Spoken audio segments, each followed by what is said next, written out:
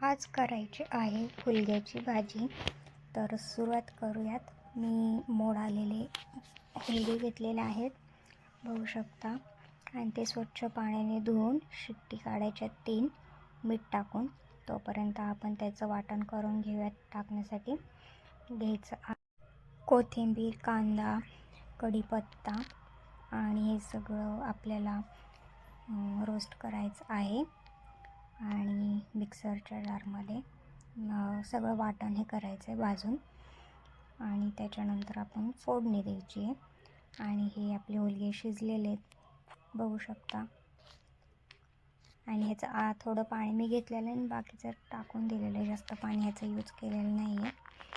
तुम्हाला करायचं असेल तर तुम्ही करू शकता. तर कढईमध्ये मी तेल घेतलेलं आहे आणि त्याच्यामध्ये जिरे, मोहरी, हिंग आणि हे वाटण टाकलेलं आहे. कढीपत्ता टाकायचा आहे. मसाल्यांमध्ये आपलं काळं तिखट, लाल तिखट, हळद, मीठ आणि हे सगळं मिक्स करायचं आहे. मिक्स करून झाल्यानंतर हुलगे टाकायचे शिजलेले. आणि आपल्याला हवे तेवढं टेक्स्चर ठेवायचं आहे, थिकनेस ठेवायचा आहे. आणि अशा प्रकारे आपली झालेली आहे भाजी.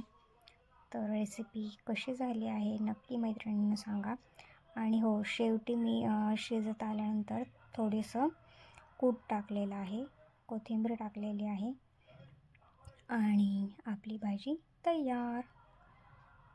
चॅनलला सबस्क्राईब करायला अजिबात विसरू नका.